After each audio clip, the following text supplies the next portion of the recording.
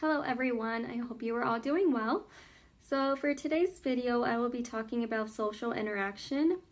First and foremost, let's define it. Social interaction is the exchange between two or more people. It's basically the way people respond to one another, whether face to face or over the telephone or even on the computer.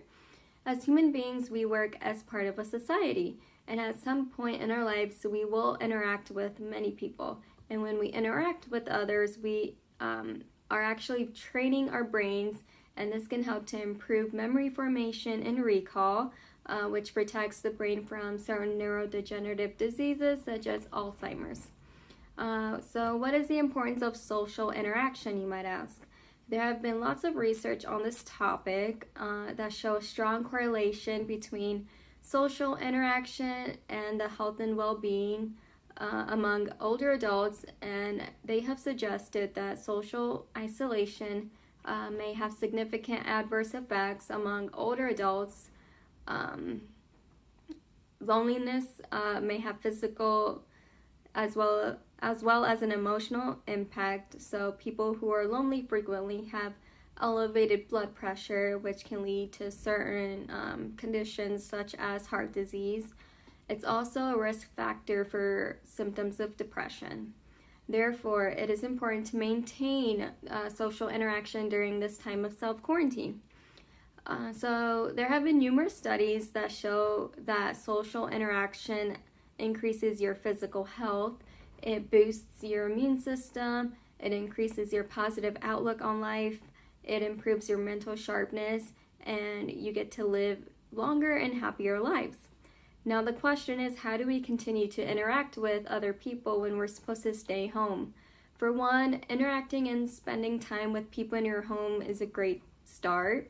Completing activities together is a fun way to get to know them and find surprising things you may have never known. Board games or cooking a meal together are a couple of activities you can do that kind of brings you closer together and bring you some joy out of a not so fun time in all of our lives. You can also call someone over the phone and talk to them. If you wanted to switch it up and talk to other people who are not on your in your home, completing activities might be challenging, but it's actually doable. It might be fun reading a book to the other person, or playing a question and answer game, or just sharing riddles. You just have to find things that you enjoy doing and kind of modify it to be used in a phone call format. Social media is actually another great way to stay in contact with your friends and family. Replying back when you see something someone is doing, or if they wrote something, it just really helps maintain that communication with them. For the purpose of my videos I am planning, I want to introduce you all to games and activities that can be done over video calls. I'm really big on playing games because I love how interactive it can be between people, and it's a great way to spend time with the people I love on a rainy day when I can't go outside. Video calls are great when you get the hang of it, but the setup can be a little confusing depending on the platform you use, such as Google Meet or Zoom or any other type of video conferencing formats. I really enjoy having a person in front of me when I talk to them, so I can see their expressions, and it makes it feel more in person even though they could be far away. So today I will be teaching you some popular card games you can do the next time you want to video call someone and do an activity together instead of just talking. Even though talking is great, but completing an activity is actually pretty fun. I've tried it before. It's going to be a little different than what you may be used to, but it will hopefully turn out to be relatively similar when playing in person. Here we have the card game Uno, which we would have to match the colors or match the numbers. So it could be the blue color or it could be the number 9. And I picked the blue color, and so that means the other person would have to put a 7 or a blue. And so he chose to put a blue one down, and that means I would have to do blue or the number 5. You want to make sure that you follow the previous person so you don't get confused with your own cards. So now he picked the color yellow. And that means I could do yellow or I could do 2.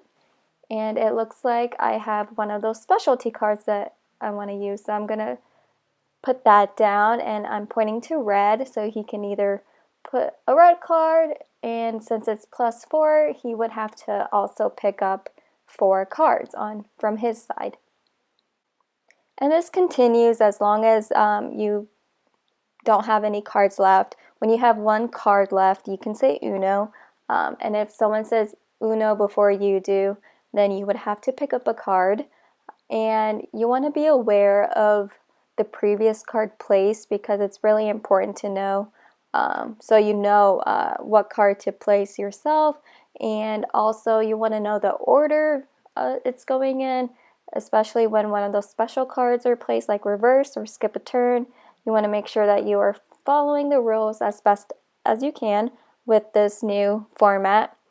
So they do have Uno games like on the computer or on the App Store on your phone, but I feel like this is like a really different format that you might want to try because you get to actually hold the cards in your hand and see it be placed down on the table, which kind of gives you like a similar like feeling as if you were actually playing in person. So yeah, and also takes your eyes away from the screen, which I'm sure like a lot of people are probably like always on. And yeah, give it a try.